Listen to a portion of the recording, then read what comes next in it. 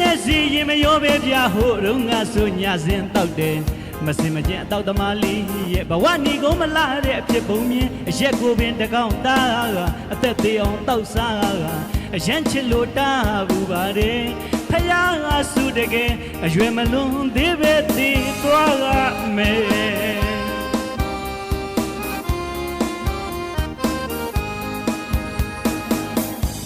ညအချိန်မတော်တကောင်းကျော်ထိအောင်အမြဲတောက်လို့နေအသက်ပင်သေးပါစေအရက်ဖိုးနဲ့မွဲလဲမွဲပါစေခက်တယ်လေအတွေ့မှလို့နေဘိုးရွှေရက်ပလင်းကြောင်နှလုံးမဟန်ပဲအသက်စီတွေဖုံးလွှမ်းနေကိုတချမ်းလေးဖြန်းသွားတာတောင်မသွေတောက်မြဲတောက်နေတောက်ရင်းနဲ့လျှော့ဖြစ်သွားတဲ့လေ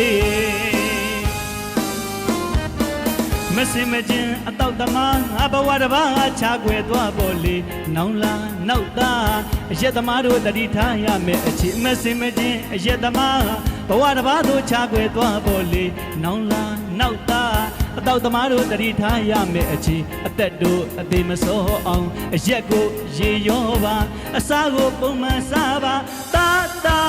မိမိစနီးမယာငါမျက်နှာငယ်မညို့ဖို့ရဲ့အရက်တလုံးကြောင့်ွယ်အသက်သေးအောင်မတော့ဆန်းနဲ့တကယ်